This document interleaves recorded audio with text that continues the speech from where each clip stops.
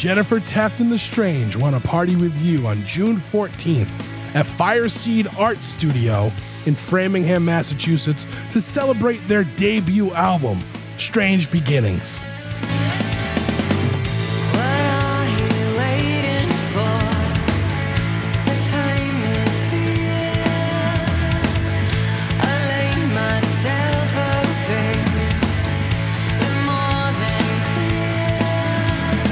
Also sharing the Fireseed Art stage, Lovina Falls and Little Boy Lost.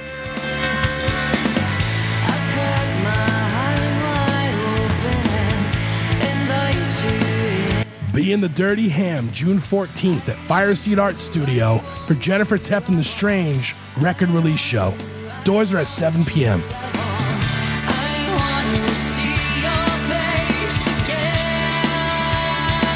Hey guys, Trev from the Struggling Artist Podcast, and I want to talk to you real quick about Struggling Artist Record Club. The Struggling Artist Record Club is a vinyl record subscription service where I hunt and curate the best punk and punk-adjacent music out there and mail their record to your door each and every month. Imagine finding your new favorite band from across the country without ever having to leave the house. It doesn't get much better than that. The excitement of discovering new music just got that much easier. As a member of the Struggling Artist Record Club, you are going to receive some of the best music you've ever heard from bands you may never even heard of. Whether you've been collecting records for years or just starting out, the Struggling Artist Record Club is designed specifically for you. And right now, all new members get a Struggling Artist Record Club exclusive along with the monthly selection. So head to StrugglingArtistRecordClub.com, pick a membership, and start building that collection today.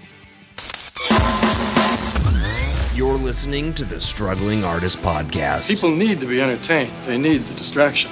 With your host, Trev Allen. I wish to God that somebody would do something to block out the voices in my head for 5 minutes.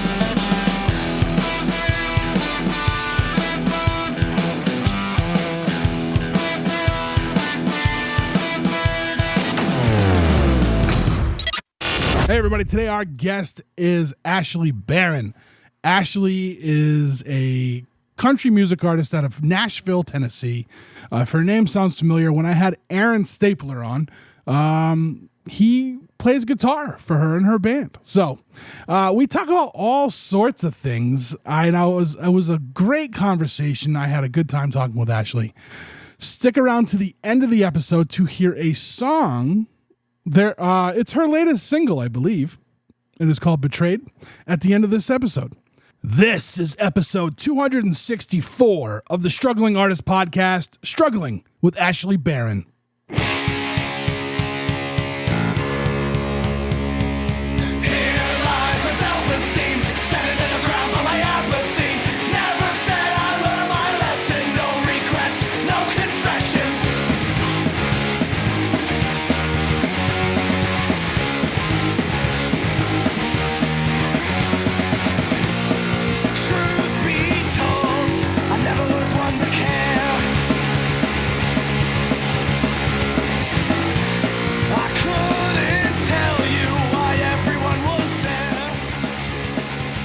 Ashley, where are you from originally? You're in Nashville now, though, right? You're in Nashville? Yes. Have you always been in Nashville? I've been in Nashville for it'll be 4 years next month. But I was in Northern I'm originally from Northern California, a small town outside of Sacramento. Okay. And so you moved to Nashville for your music career, I'm assuming, right?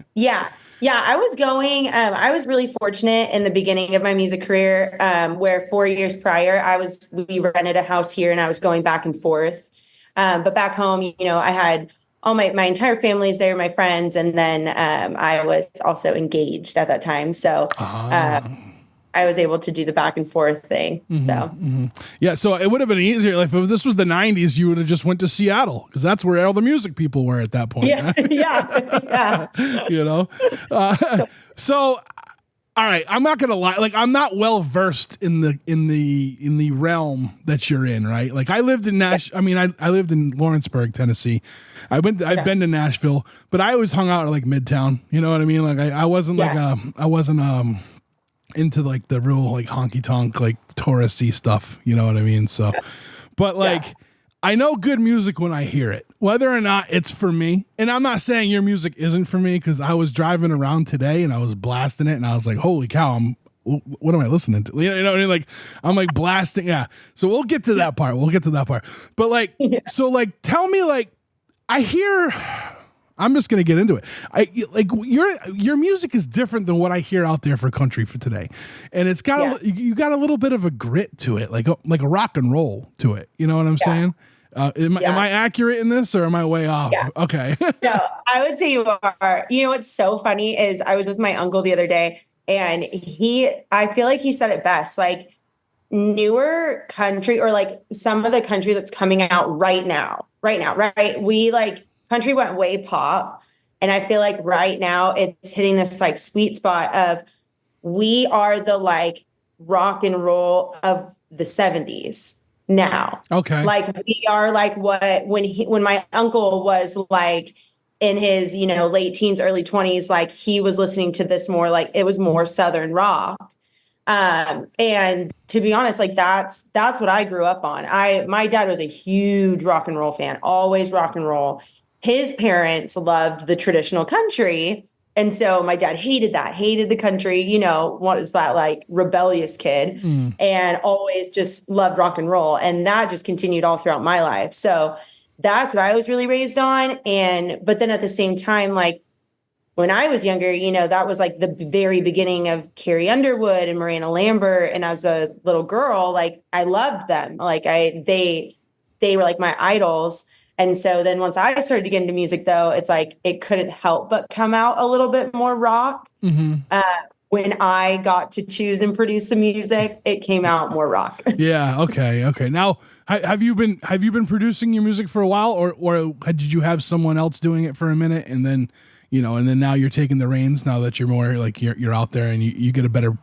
To me, I always say, like, whatever I'm doing, like if I'm at work and I'm like, if I'm not 100% certain I know what I'm doing, then I'll ask for guidance.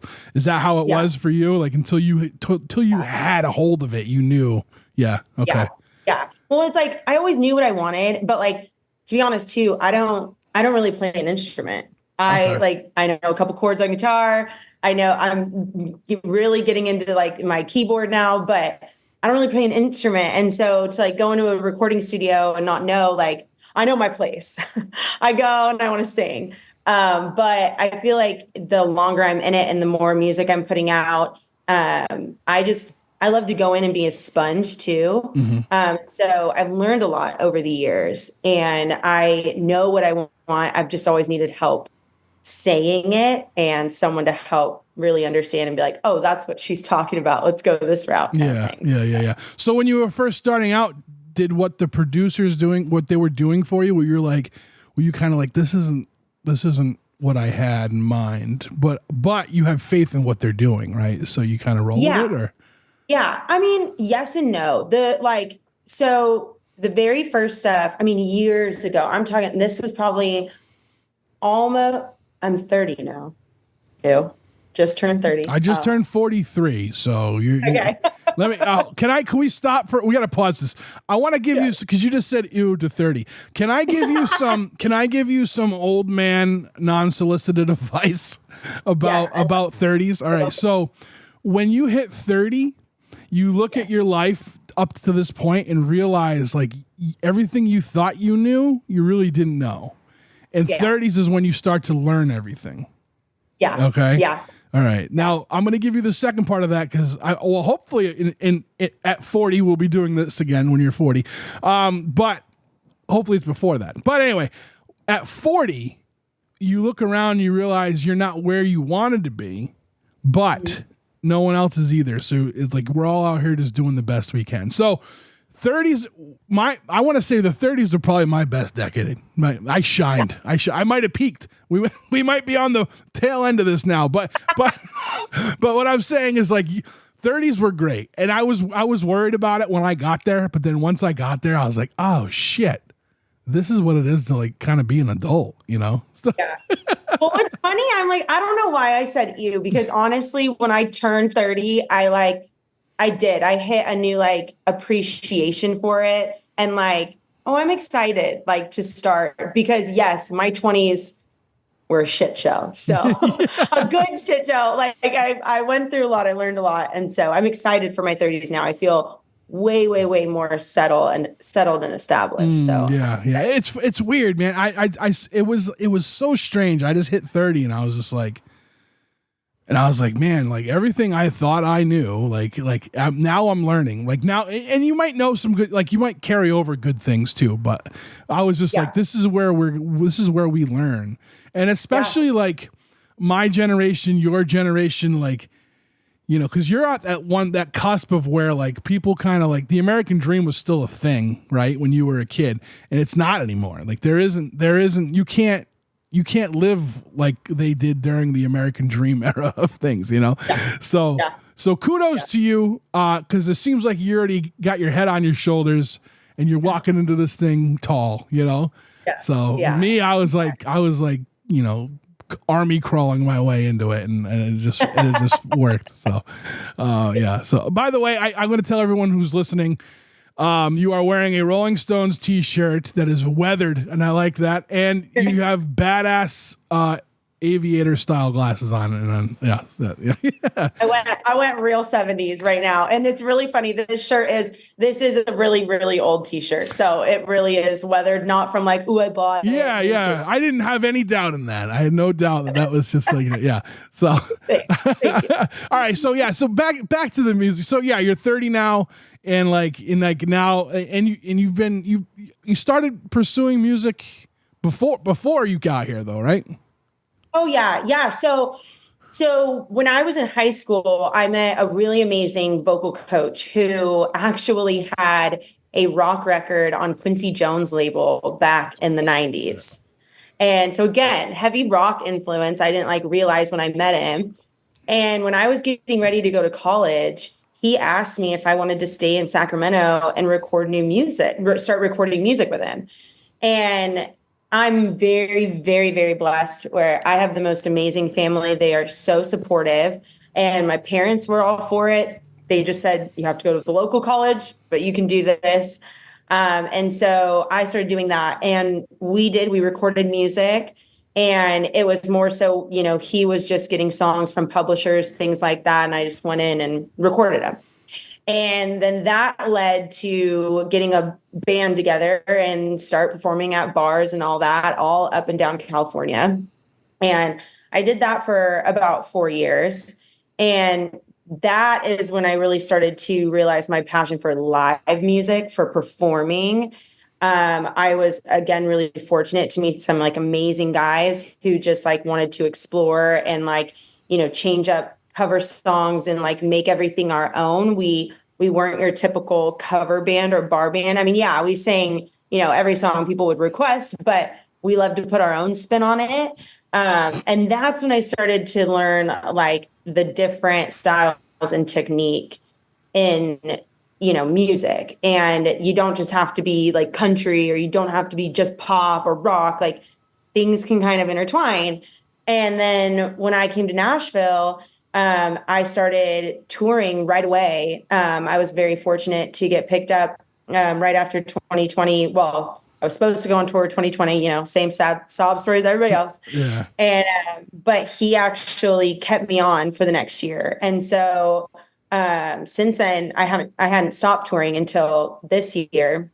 And during that's when I met the most amazing guitar player I've ever had, Aaron Stapler. Oh boy. Did he pay you? Did he pay you to say that? Sorry. No, but he again just really started to understand that no, I don't technically have a musical background. I don't play the instrument, but I know what I like, and I absolutely love performing live. And I'm sorry, back up a little bit. When I first came to Nashville as well, I recorded an album here with my label I was with, and it went definitely the more traditional country. And then we were kind of following, the radio, because we needed it to get played. I was new, and we needed, exposure. to follow. what everybody else was doing. And so I wasn't very like, no, I hate what we're doing, but I'm going to do it anyways. I do love it. I love my first album. There's a lot of good songs on there. It showed me that I really wanted to be a songwriter. So that was fun. But definitely the producer I had on it, he was more traditional country to begin with. So it just naturally went that way. We still had, No, go ahead. We still had some rock elements because he knew that I was like, definitely. I was going to ask that.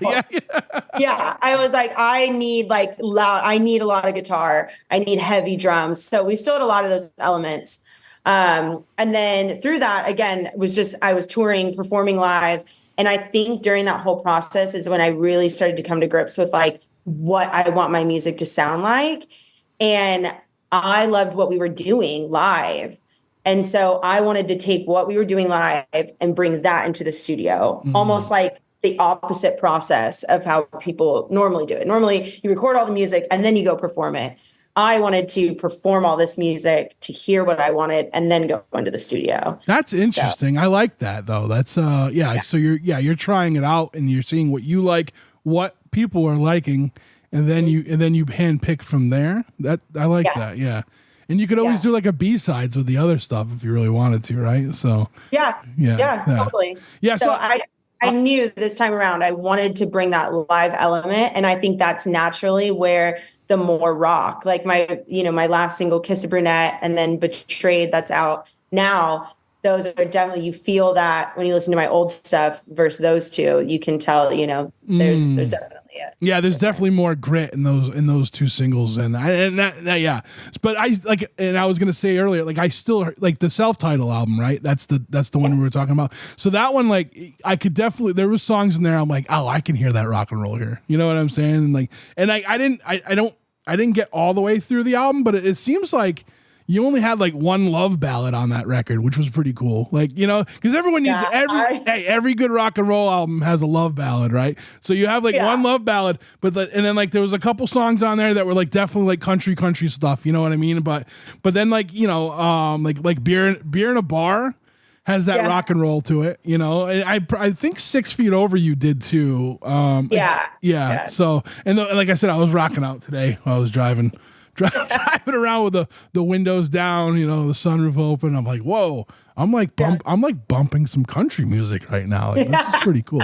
And I will say, like, I feel like there's this like alt country kind of movement that I kind of talked with Aaron about that. And I think Jason Isbell is like the most known for that, but like there's like Lee Baines and the Glory Fires out of Alabama, and then like there was a guy from Tennessee and I can't remember. He had a song called Just a Southern Man or Still a Southern Man, and it was very like, it wasn't like like what you would think it would be. You know what I'm saying? Like he was basically saying, hey, I'm not, like, he was basically like saying like, like talking shit to like the good old boys in it. You know what I mean? Like throughout the whole song, that was a really good one. And like out here we have,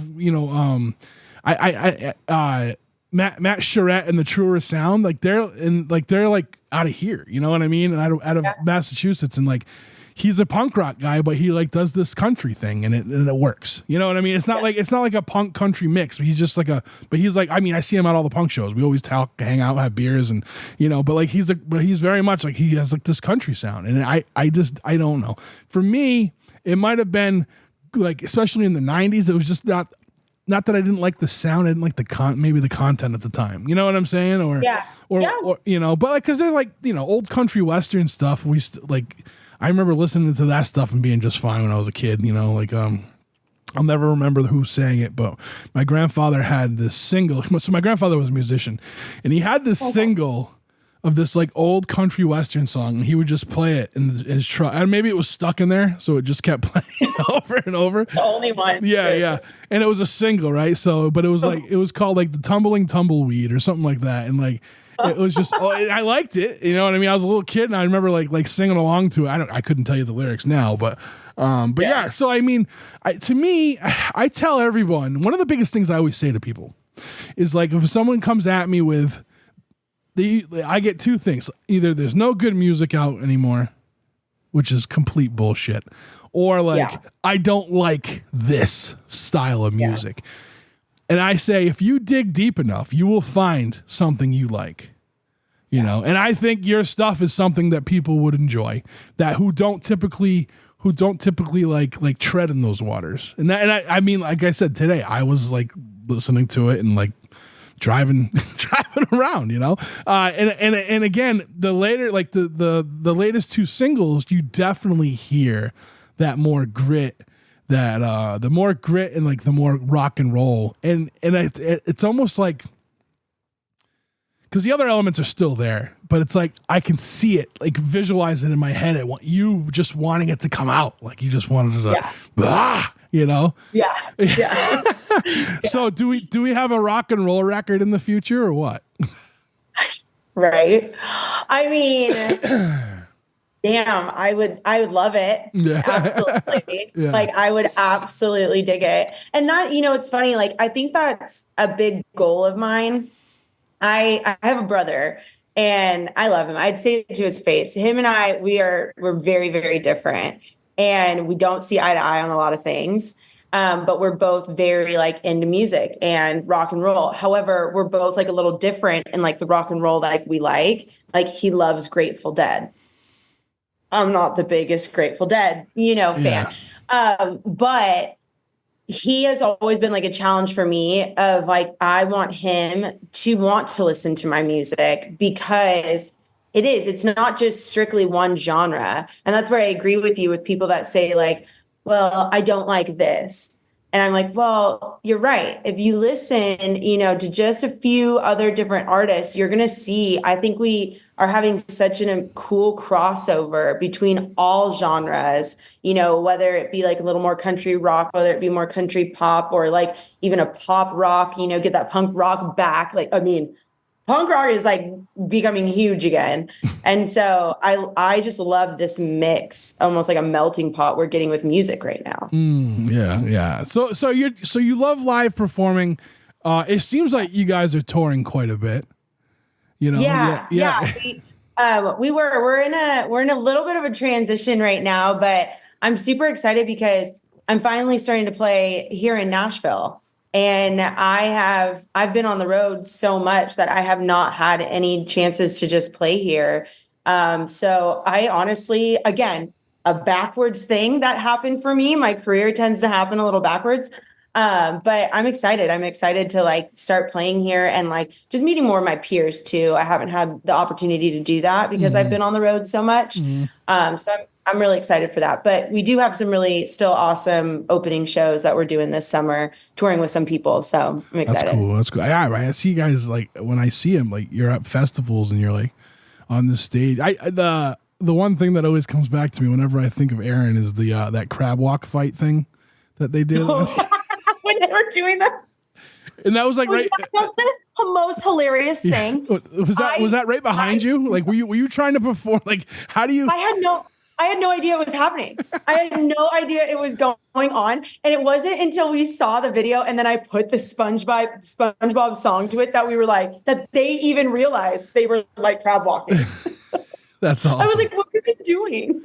So, all right. So it seems like you're having fun out there and that's what matters the most, I think. Right. So tell me about that. How do you balance, cause I know there's gotta be stress to this, especially like touring the way you were and everything. So like, where do you keep that? Like, how do you keep yourself having fun and not just stressing out and you know what I mean? Yeah. You know, we are like, and we say it as a band, like we are so lucky how we found each other because it's very rare that you are traveling with people that you actually enjoy. And that sounds bad, but like there's just so many amazing musicians and like, but yet so many shitty personalities. Sorry. Like, you know, and bringing that together, it's hard. That's hard to find. And we are so lucky. We genuinely all mesh and love each other and treat each other like family. And now don't get me wrong. We have had our moments, but we've come out of those like brother and sisters. And I think that's what like really keeps us strong. And so having that definitely definitely helps because we know each other. We know what ticks each other off. And if someone's in a bad mood, it's like, okay, fine. They need to be in their bad mood. We're all good. But we're also, I love my band too, because we all love to work out and stay physical on the road. And we love to drink and party. But I think we have a really amazing balance where we're not getting smashed every single night, every concert, and waking up and feeling like shit and then having to roll into the next, and so that helps a lot. And then being able to like work out together. And again, we all really like the same things. And so it's really become like a road family. And that honestly really keeps the stress down because that's awesome. I couldn't, having somebody like that's in your van that you just are like, is the worst. Yeah. So. No, that's awesome. That's awesome. So I like that you, and I think it's beneficial, right? So you ended up in Nashville because that's where the music producers are, right? That's where you need to be for any music, really. I feel like all musicians are moving there now because that's where all the producers are. That's just where it is at this time. But like, and you said you didn't really get to do a whole lot of like in city, like Nashville stuff because you were touring. I feel like that's a good thing because Nashville. Yeah. I mean, you've walked down the strip. It's oversaturated, right? I mean, I remember we went to, what was the place on the strip we went to? It's not there anymore. Paradise Park, maybe? Oh, yes. Oh, my God. And they had the car in the El Camino. Yeah, the El Camino. So like, yes, they were the best. We walked in there and this band was playing and they weren't even country. I was like, this is pretty good, Yeah. And like, And like I think I was talking to them afterwards, and they were telling me like they had to pay to play. Like it was like, But I get there's a certain, I understand it a little bit, but at the same time, no, you know what I mean. I would never. So like we would book people from like So we were down in Lawrenceburg. Has Aaron dragged you down to Lawrenceburg yet?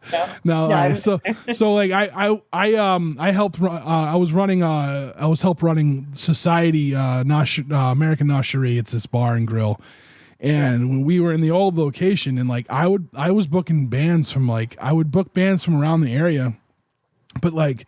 I noticed like people, like the younger crowds are coming out, and I'm like, "Do you even like this?" And they're like, "Yeah, it's live music, So like.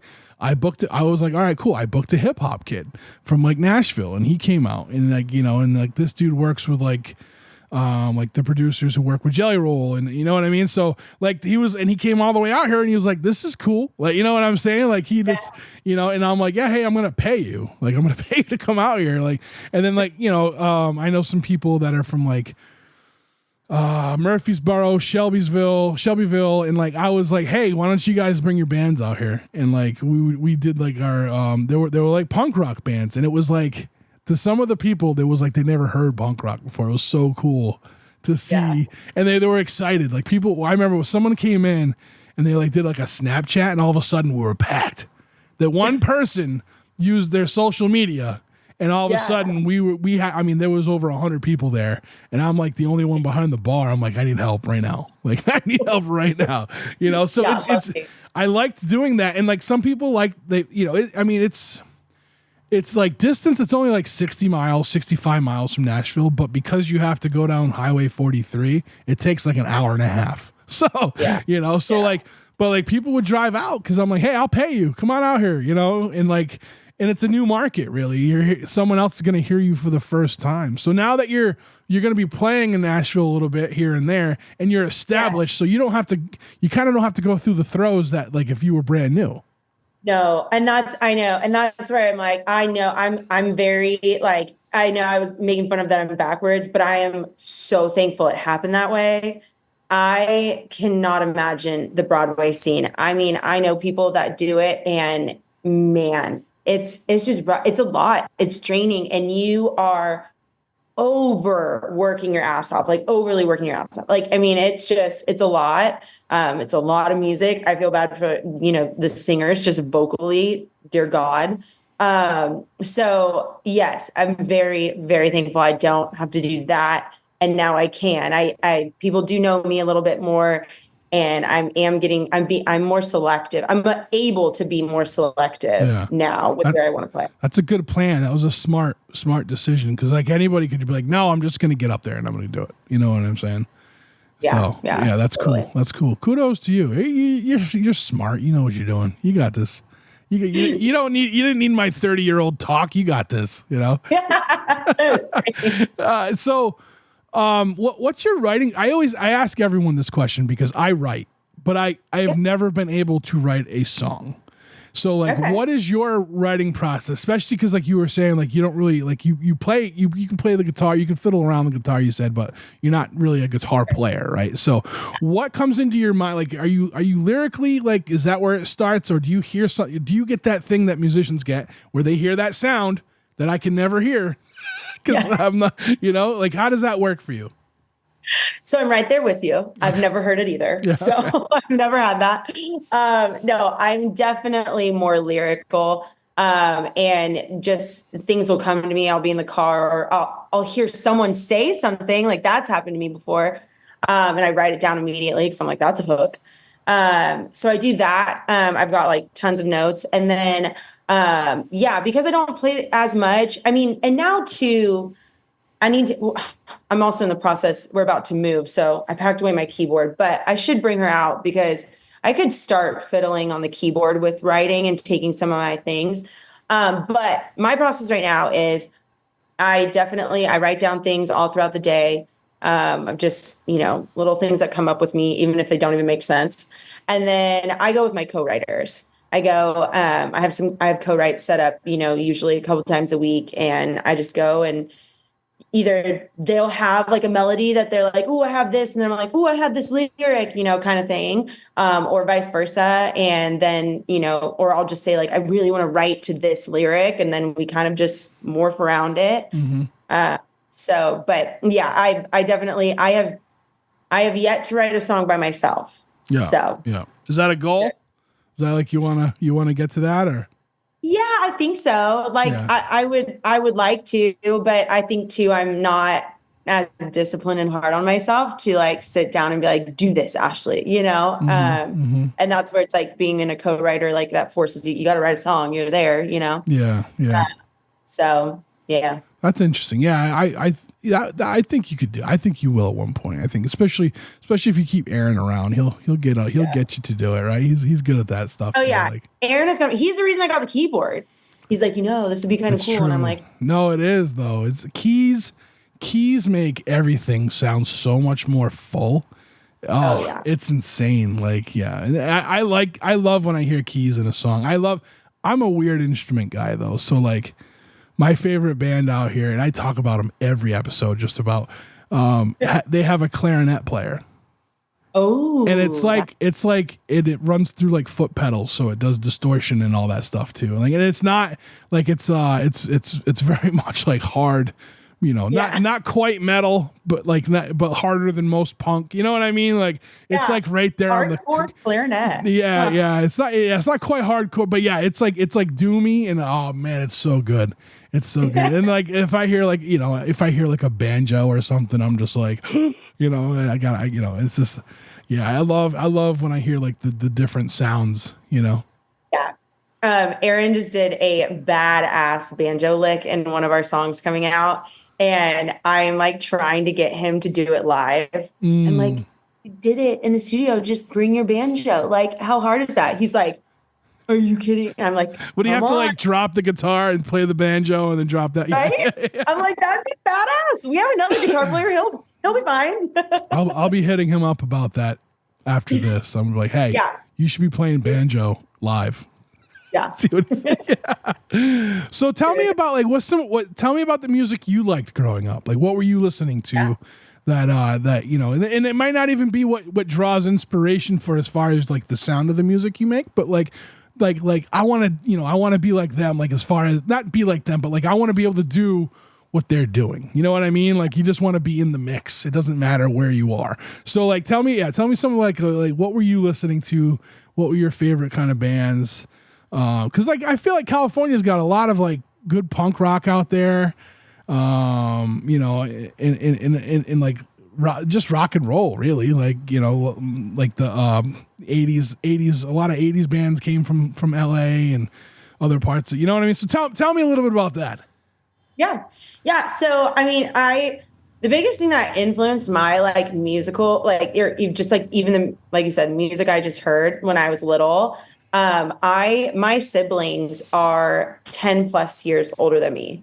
So I'm like really the baby. Like it goes, Emily, she is 10 years older than me. And then Sarah, she is 12 years older than me. And then my brother is 14 years older than me. That's like me with my sibling. I'm way older than her. We're the opposite. Oh, okay. I'm like 10 plus years older than all my siblings.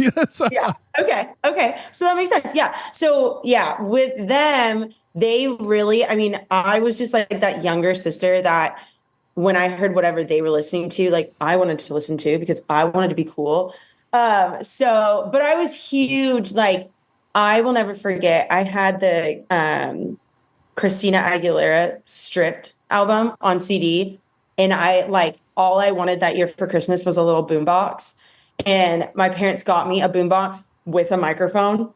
And oh my God. I mean, that was like my thing. I was like, I am gonna be Christina Aguilera. Like that's what I wanted. That was all I wanted. But then I'll also never forget when my sister started listening to, do you know who Incubus is? Yeah. Yeah. So they came from California. I'm pretty sure. Yeah, I think they did. Yeah, I'm pretty sure. Anyways, I'll never forget when she started listening to them. And I was like, who's that? And so I'd go and like steal her CDs and stuff. And I loved Incubus. And Incubus is really how I started to get into like punk rock, you know, and that was like, Avril Lavigne was huge for like my age, but she was it was like, oh yeah, everybody loves Avril Lavigne, you know? So I was more wanting to like impress my siblings. Like, yeah, I like Incubus. Like I'm trying to think like who else? Like All American Rejects. I liked Green Day. Like I was that kind of, you know, kid. But that was more so just because of my siblings. But we also loved the like early 2000s country, like the early Tim McGraw. Like my sister's email was Miss McGraw 21 at Yahoo. You just outed your sister. Oh yeah, I tell everybody that. I'm like, Emily, you will never live that down. Oh never. Man, now people are gonna email her. They got her email address. I wonder who has that email now. That's funny. Oh, man, that's great. Yeah. So we were really all over the board, and like we as a family just loved music, and so I really listened to everything. And I always give a shout out to them because nobody else in my family is musically talented or inclined or went into music. So, yeah. So it seems like at an early age you knew that because you had the. I mean, kids like want to be whatever when they're younger, but like if you're like, I'm going to be Christina Aguilera, like I'm going to be this singer. I want to get up there. I want to be able to perform. I want to sing. It seems like at an early age, like you had the bug, you know. I did. And then my mom really saw it and she nurtured that, you know, she really got me into like, I did dance and I was a cheerleader and my mom saw how I like came alive when I was like performing and stuff. And that was when she started to get me into choir and voice lessons. So, I was that kid that I was like, I'm going to be a singer and I'm going to have a band. That's awesome. And then I did. Yeah, that's cool. That's cool. Now, are you on a label now, or are you self-releasing right now? I am. Well, I'm not technically I am self-releasing. Yes, I just left my label early this year. It was, you know, kind of just time to start transitioning and meeting new people. And I got very, very lucky that I met some people at Symphonic Distribution, and they offered me a distribution deal. So that's cool. I am, releasing with them, which is we're kind of just foregoing the label route right now. Yeah. That's good. That means like, and they don't put like any kind of, you need to release something like this, right? They can just, no. I came to them when they met me, they were like, what do you have? And I was like, well, I actually have like a whole album body of work. And so I gave it to them, let them listen. And they were like, yeah, we want to do this. Ooh, so, okay. All right. You're going to have more of that grit in there. Oh yeah. Yeah. I'm excited. We're kind of all over the place. Like not all over the place. It definitely is way heavier. There is that one love song. You gotta have it. You gotta have the one. Like, you gotta have one. Come on. Sometimes that's what makes or breaks a band. Sometimes, you know what I mean? Like, you know. So yeah. Well, I got lucky. I don't write love songs. I don't know what it is. What's really funny too is like in real life, in reality, I'm the biggest hopeless romantic. Like all I want is my relationship. Like, but I do not write that. I don't write about it. I'm not mushy gushy in my writing. But my dad got married 2 years ago now, and they really wanted me to write them a song. So I did. No. Okay. There's my loves. There you go. That's awesome. Now, what do you have coming up for like releases? Do you have any anything coming up? We have so much. So they came up with a really cool plan that I'm excited about. We are about to just like oversaturate everybody, and we're going to release everything. We just released Betrayed last month, and then we are about to release our next single, Crying in a Bar, on June 7th. And then basically from here on out, we'll be releasing a single once a month until October, where we're thinking we're going to drop the album. That seems to be the path to go nowadays, which works very well with the algorithms, you know? Yes. So yes. I as much, I mean, I guess you're going to have a finished product at the end. I'm an old guy. You see all the records behind me. Like I want to listen to like front and back. I want to read the lyric sheet. But I'm old, you know, that's just, it's not an old man's game anymore. I think it's coming back a little bit. I think people are starting to get away because it's like, it's been all this like instant gratification. Everybody wants something now. And they only want the stupid, like, I'm sorry, I can't get over. I can't, and people hate me. I don't care. I don't care if I'm a hater. There is a radio station on Sirius XM that is TikTok radio. Have you heard that? No, but someone has talked to me about this, and not about that, like just that people aren't even listening to singles now. They are listening to a snippet from TikTok. And I can't stand it. And my nephew is, not my youngest nephew, but he's about to be 16. And he's like, oh, I love that. I love that song. It's on TikTok. And I'm like, can you sing me the whole song? No. And he can't. He's like, no, I just know this. And I'm like, it drives me insane. I'm like, what is happening? We can't be like this. As technology advances, we devolve. I'm just like, do I release the album? But I agree with you. I am old school. I like the album. I like the whole listening to it because, and I think too, like when you're in music, like for me, I'm a storyteller and I have a lot to say. And so in my album, I wanted to tell the story. Mm-hmm. You know, all of my songs line up from what I've been through in my life, and there's a story in it, you know? So that's and another thing that I just hate that it's coming out of my mouth right now. No, say it. Preach. It's the one thing I'll give Taylor Swift of just, she's a storyteller. And I think she's still allowing like that generation to want to hear a full story. Now, of course, they just want to hear Taylor's version. Right. But she can't help that, right? But I'm like, okay, thank you, because we can't get rid of that. So I feel like it's coming back a little bit, but TikTok, unfortunately, is just I don't know. Now she's somebody that actually like her sound of like evolved, right? She was very, very much different. I remember like when little kids were listening to her, and I'm like. And then now I'm like, it's way different now. It's way different. So that's okay. That's okay. You're allowed to, you know? Well, and I think that's how you stay successful as an artist. And I think that's why a lot of like that 2005, 2010 country, a lot of those people, those artists, they really stayed stagnant. If you listen to some of their albums back to back to back, you hear the same thing, the same kind of song, the same kind of production.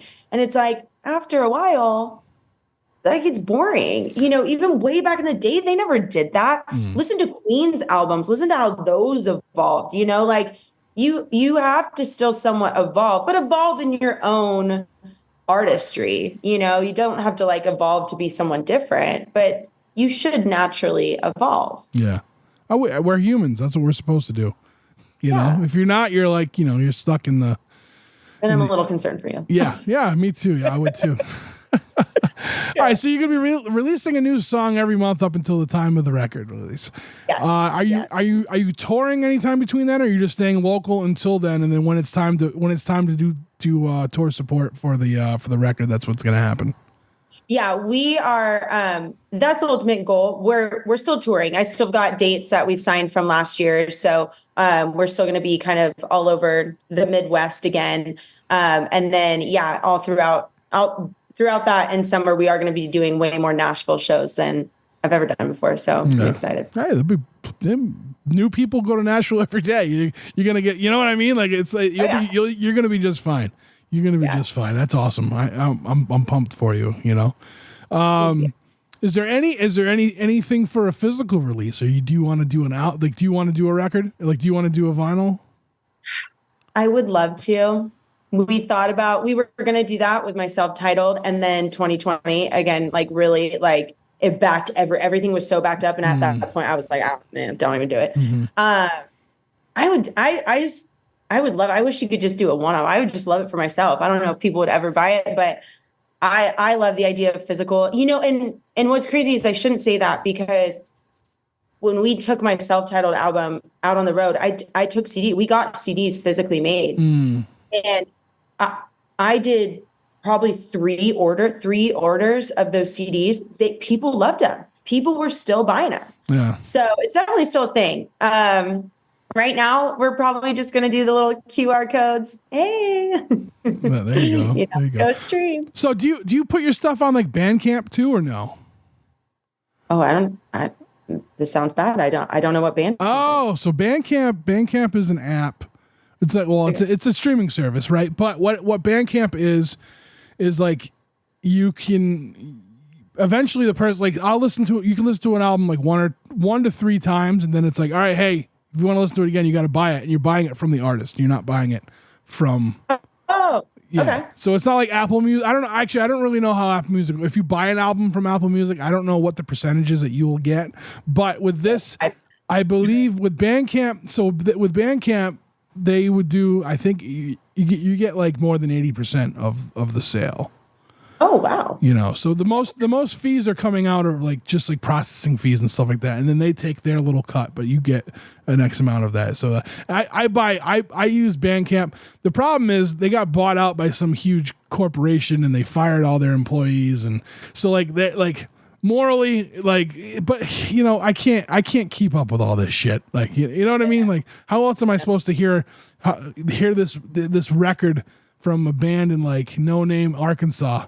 You know, I'm never going to be there, you know? So it's like, you got to do what you got to do. I don't like Spotify for many reasons. One, I mean, obviously they don't pay the artist enough, but like it's, you know, it's a double-edged sword. Like you have to use it. You have to put your music there, and you're never going to be found, because that's what everybody uses. That you want, if like, I'm all about like so I use like so there's Gen Pop, which is like the general public, right?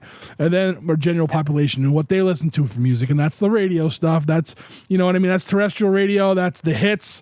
That's Spotify. But then you get the lifers who dig in, right? Who want to find things, and like, yeah, I see you smiling. You're a lifer, I can tell. So so like you dig into that stuff. So like for me, using Bandcamp is the lesser of the evils, and like I buy records from there. Because you can put up. So say you had CDs, you could put your CDs for sale on there if you don't have an option through your website or something. You know what I'm saying? So like it works out. It works out. But like, but yeah, I feel so like where would the QR code? If you had the QR code, where would they get it from there? Like straight from your website or? No, the QR code will bring you to like all like a landing page that'll have like all streaming services. And so it's basically like you choose like which one, you know, where you stream your music. Gotcha. Well, I don't know if Bandcamp would be, I would talk to whoever you got to talk to, if you have to talk to anybody about where you put your music. Cause I just feel like that is for as far as streaming services, that is where you're going to get, like, that's where people can support you the most financially through there. And and you put an album up for, like, say you put an album up for like $10, like, some people will give you more. Like, I know people that put their albums on there and they're just like, whatever you want, name your price, and it works out. Like, it works out. I feel, I don't know. Yeah. But I mean, like, again, if you're like the general public, the general population is just going to go to Spotify or Apple Music or Amazon Music, but it's good to have it everywhere, somewhere else. Yeah. So anyway, look into it. I'm like, again, I don't know all of it behind there. I know, like I said, some big company bought them out and people don't like it, but you can still, an artist can still get 80% of the sales. So, like that's what matters for as far as that. Like, I mean, people's jobs matter, but what I'm saying is, like, that's in the world of all these evil corporations, at least the artist is getting paid. Yeah, that's awesome. That's awesome. Love that. Yeah, check it out. You should check it out. All right. Well, if you give me like 2 minutes of your time after we close out, because I do have a place where you can go and get just one record made if you wanted just one. So I'll give you where can people find you on social media? Do you have a website where they can track where you're touring? When you start touring again, where can they see what's going on with Ashley? Yeah. So, you can follow me on, Instagram, TikTok, Facebook, all that stuff at Ashley Barron Official. And then my website, ashleybarronofficial.com. It has all my tour dates, we are going to start putting up some merch there. And if we do ever sell CDs, it's got all the good stuff. Cool. And if it comes to be October and you want to talk about the record, you should hit me up. We can do this again. It would be fun. You could drag Aaron along if you want, or you could just come back. Whatever. As long as you wear those glasses again. Those glasses are so dope. Like, I'm kind of jealous. I'm kind of jealous of them right now. I like them a lot. Yeah. So $5 Amazon. Oh, nice. So they weren't dollar store glasses. Aaron's not going to get any. Have you heard his dollar store glasses? Yes, yeah. And I swear to God, he gets new glasses at every truck stop we stop at. It's sunglasses and a hat. My guys get hats everywhere and sunglasses. That's awesome. Ashley, thanks for doing this. This was a lot of fun. Thank you for your music. I do enjoy it, and I never thought I would say that, so about country music, but you do a good job with it, and I can hear that grit. I can hear the rock and roller in you just trying to rip out. So Thank you. I really appreciate it. And I appreciate you having me. Of course. All right. And that's the show. I want to thank Ashley again for being today's guest on the Struggling Artist Podcast. In the show notes, you will find links to find Ashley Barron's music. Ashley Barron's music. I think I said Ashley's Barron's. It's Ashley Barron. Jesus, Trev, knock it off. I want to thank Chris Chavez for doing what he does, being producer of the podcast. I want to thank State Line Records for sponsoring the podcast. And I want to thank the band Losers Circle for allowing us to use their song Great Illusion of Time off of their album Took Long Enough as the intro music to this podcast. Thank you, everyone over on Patreon supporting us. If you want to be a patron, head to patreon.com/podcasttsa. The fees are inexpensive. And they help us get things for the podcast, whether it be an event we want to throw or new equipment. I always say fees. It's not fees. It's contributions. And I apologize for that. Contributions to the podcast.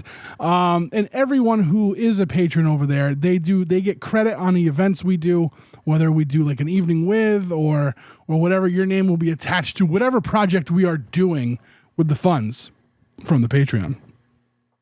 Struggling Artist Record Club, we are quickly approaching on the 1 year mark since that has been ours. And why haven't you joined yet? That's right. I'm talking to you. That's right. You listening. The one who just said, oh shit, I think he's talking to me. That's you. I'm talking to you. Why haven't you joined yet? Head to strugglingartistrecordclub.com and join up over there. Come on now. We need this. You need records. These bands need to sell records, and I need to give you the record. So head to strugglingartistrecordclub.com and pick a membership today. I want to thank everyone who listens to the podcast and reaches out, whether you reach out to us via email, Discord. That's right. We have a Discord. You can find the link to that in our link tree, and on our website, I believe, or, on the hotline. Ooh, what's that you say? A hotline for the struggling artist. If you call 774-570-1552, you could leave us a message. We will play them on the air, or we won't, depending on how you how you say it. If you don't want us to, we won't do it.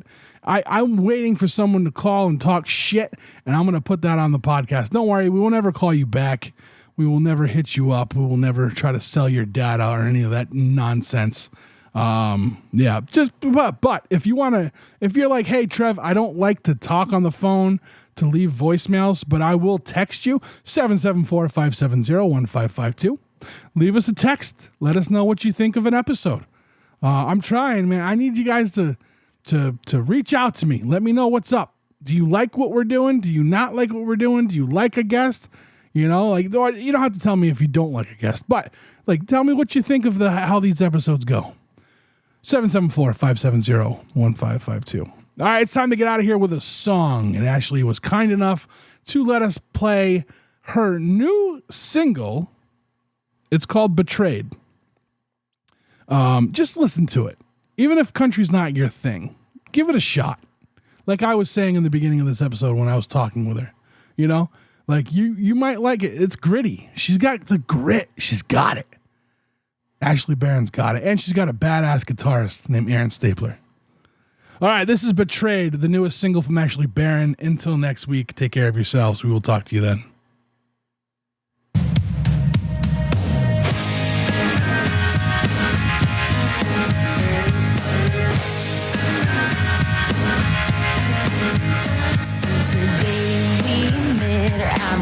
Sweet on you, but you had to have your cake and eat it too.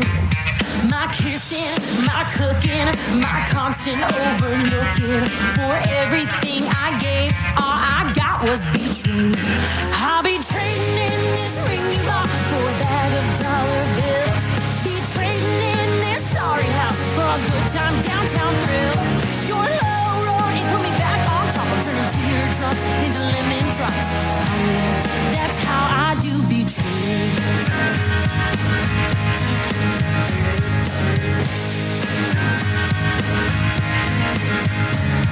Your midnight misery makes company. So if you pick up your phone, baby, don't call me. No, I ain't receiving. You're careless, deceiving. That song's been overplayed. All I hear is betrayed. I'll be trading in this ring you bought for a bag of dollar bills. Be trading in this sorry house for a good time downtown thrill. Your love coming back on top. I'm turning teardrops into lemon drops. Honey, that's how I do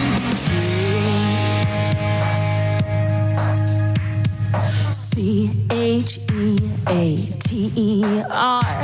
You twisted the knife and took it too far. CHEATER. Now I know what to do with my broken heart. I'll be trading in this ring you bought for a bag of dollar bills. Be trading in this sorry house for a good time downtown thrill. Your low road ain't put me back on top. I'm turning teardrops into lemon drops. Honey, that's how I do betray. Honey, that's how I do.